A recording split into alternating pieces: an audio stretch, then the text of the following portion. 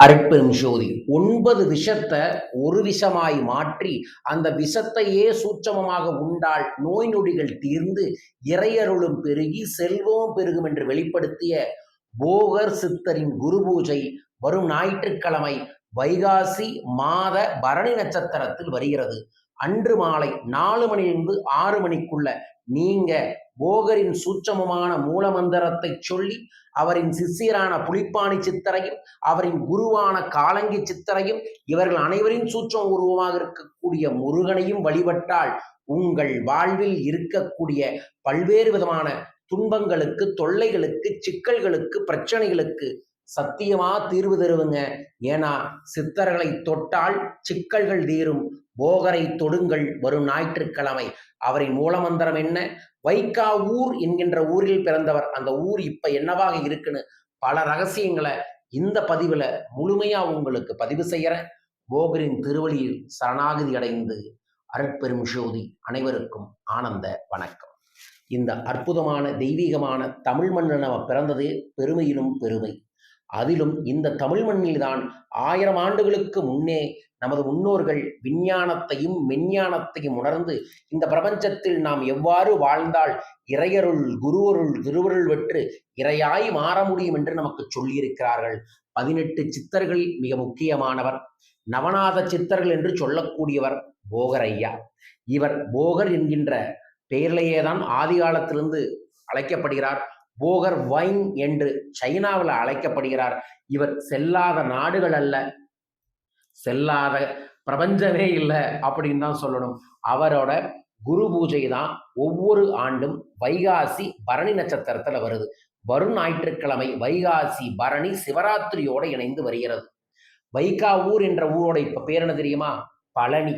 பழனியில் பிறந்தவர் அண்ட பேரண்டங்களின் ரகசியங்களை உணர்ந்து 9 விதமான பாசனத்தை ஒரு வாசனமாக கட்டி அதை மந்திர உருவு, தந்திர உருவு, எந்திர உருவு ஏற்றி அதை ஒரு சூட்சம உருவச் சிலையான முருகச் சிலையில் வேல் சிலையாக உருவாக்கி அதை பழனி குன்றுல செவ்வாய் கிரகத்தோட ஆதிக்கத்துல வச்சு அதை வழிபடுறவங்களுக்கு, அதில் அபிஷேகம் வரக்கூடிய சந்தனத்தையும் பஞ்சாமிரத்தையும் உண்டு கழிப்பவர்களுக்கு உள்ளிருக்கும் வெளியிருக்கும் அகப்புற நோய்கள் தீரும் என்று வெளிப்படுத்தியிருக்கிறார். அப்பேற்பட்ட போகரின் சூட்சம நாளன்று நம்ம அவரோட பூஜை வழிமுறைகளை செய்வது நமக்கு பெரும் பாக்கியத்தை கொடுக்கும். இதை பார்க்குறீங்கன்னாவே நீங்கள் சித்தர்கள் உங்களை ஏதோ ஒன்று தொட்டு தரணும்னு நினைக்கிறாங்க. குரு தொட்டால் எல்லாம் மாறும், எல்லாம் முன்னேறும். உங்களுக்கு என்ன வேணும்னு நினைக்கிறீங்களோ அதை கமெண்ட் பாக்ஸில் மென்ஷன் பண்ணிட்டு போகர்னு பதிவு செய்யுங்க. வரும் ஞாயிற்றுக்கிழமை 4 மணிலேருந்து 6 மணிக்குள்ள உங்கள் வீட்டில் ஒரு இடத்த, அதாவது பூஜை அறையில் ஒரு பலகையை வச்சோ அல்லது நாட்காலியை வச்சோ அல்லது மணப்பலகையை வச்சோ மஞ்சள் தேய்ங்க. எதுவும் இல்லைனாலும் ஒரு தரையில் மஞ்சள் தேய்ச்சி சென்டரில் புனுகு குங்குமம் வச்சு ஒரு அகல் விளக்கு, மண் அகல் விளக்கு ஏற்றுங்கள். ஏற்றிய பிறகு அந்த இடத்துல ஏதோ ஒரு சிறு இனிப்பு பிரசாதத்தை வச்சுட்டு நான் சொல்லக்கூடிய மந்திரம், எப்பவும் சொல்லக்கூடிய அருட்பெரும் ஜோதி, அருட்பெரும் ஜோதி, தனிப்பெரும் கருணை, அருட்பெரும் ஜோதி, இந்த மந்திரத்தை நீங்கள் ஒரு 108 முறை 5 முறை இதை ஜபம் செய்யுங்கள். 108 முறை போகர் ஐயாவின் மூல மந்திரத்தை சொல்கின்றேன், நோட் பண்ணிக்கங்க. ஓம் ஆம் ஓம் ஸ்ரீ மகாபோகர் சித்த சுவாமியே போற்றி. வார்த்தையா சொல்றேன்.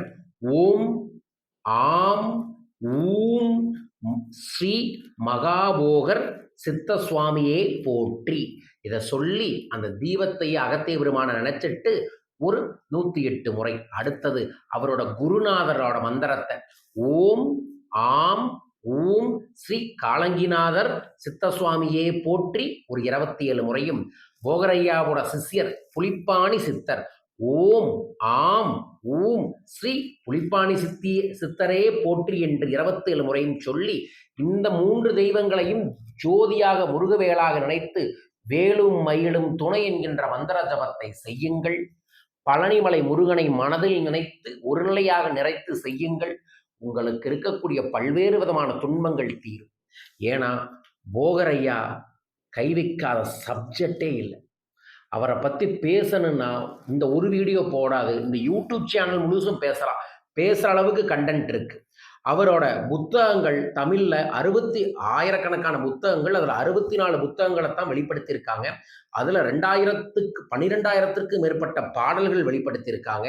அவர் ரசவாதத்தை பற்றி பேசியிருக்காரு, காயகற்பத்தை பற்றி பேசியிருக்கிறாரு, சித்த மருத்துவத்தை பற்றி பேசியிருக்கிறாரு, வர்மக்கலையை பற்றி பேசியிருக்கிறாரு.